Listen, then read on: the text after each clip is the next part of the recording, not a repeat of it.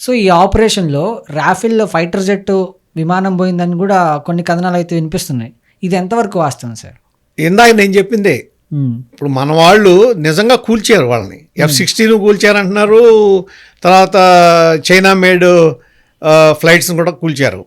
కానీ ఏమన్నారు, దానికి మాకు పూర్తి స్థాయి సమాచారం సాక్ష్యాలు వచ్చిన తర్వాత బయట పెడతామంటున్నారు. ఇవాళ పాకిస్తాన్కి అసలు ఈ రాఫెల్ అనేది కోలలేదు. అసలు మన ఫ్లైట్స్ అయ్యి వాళ్ళ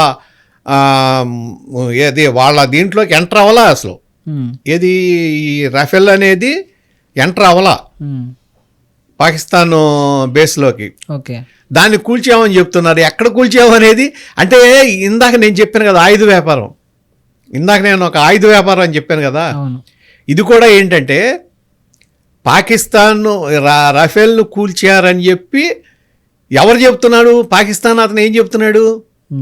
లేకపోతే వాళ్ళు చెప్పేది ఏంటి? ఏదో ఒక సోషల్ మీడియాలో చూశారంట, ఆ న్యూస్ని తీసుకొచ్చి దాన్ని ఏదో న్యూస్ కింద చూపిస్తున్నారు. కారణం ఏంటంటే రాఫెల్ యుద్ధ విమానం కూడా దాన్ని కూల్చేసామని చెప్పి ఆ వ్యాపారాన్ని పడగొట్టే విధంగా చేయటం కోసం చేసే ప్రయత్నం అది.